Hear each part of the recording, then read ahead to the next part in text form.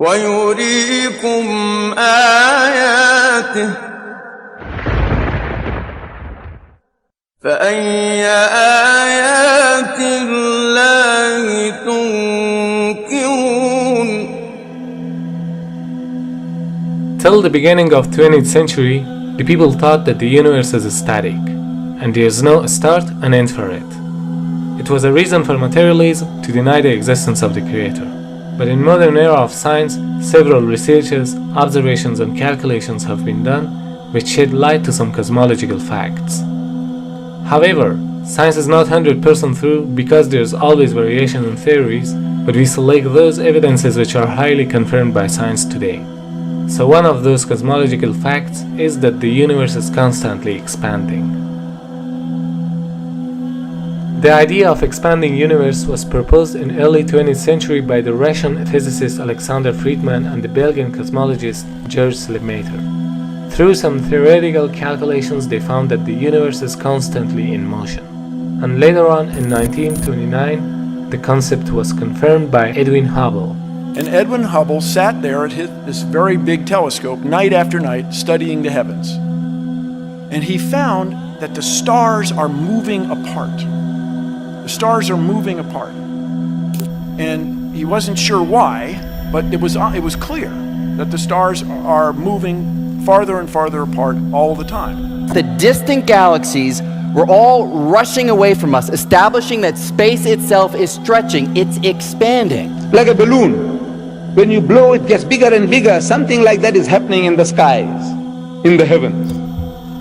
These galaxies, they're receding from us at a faster and faster speed. That means the universe is expanding. The Quran mentioned 14 years ago in Surah Dhariyat, chapter number 51, verse number 47, that we have created the vastness of space. The Arabic word musyun means vastness or the expanding universe. So if we reverse the expansion, the galaxies will get closer and closer until a point where they were blended together. And if we continue the reversing process, they would be pushed and pushed until we reach to a point where there was nothing.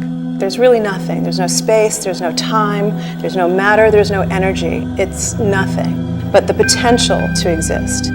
And out of that bursts the universe. Well, where did it take place? It took place over there, it took place over there. Where did it take place? Actually, it took place everywhere, because the universe itself was extremely small at that time. It's impossible to describe the moment of creation in human language. All we know is that from what may have been nothing, we go to a state of almost infinite density and infinite temperature and infinite violence. بديع السماوات والأرض وإذا قضى أمرا فإنما يقول له كن فيكون. The Arabic word bid'ah means the creation of something out of nothing. This word also connotes the fact that something is created not on a pattern previously designed of something, but as a completely new entity having no precedence. So the greatest marvel of creation is the creation of all concepts out of nothing. And what's amazing to me is that the laws of physics allow that to happen. And it means that our whole universe, everything we see, everything that matters to us today, could have arisen out of precisely nothing. So they say that this universe came into being with a big bang. The Big Bang Theory. Who says that? The most learned men of science, astronomers. Allah says, أَوَلَمْ يَرَ الَّذِينَ كَفَرُوا. He says, do not the unbelievers see? These atheists, these agnostics, the people who deny the existence of God, can't they see? In other words, Allah expects them to see, to be able to see, to witness. أَوَلَمْ يَرَ الَّذِينَ كَفَرُوا أَنَّ السَّمَاوَاتِ وَالْأَرْضَ كَانَتَ رَتْقًا. That the heavens and the earth were joined together as one unit of creation. فَفَتَقْنَاهُمَا. And he split them asunder. Who is he talking to? Who is he addressing? Kafir. Which kafir? The Bedouins of 1400 years ago?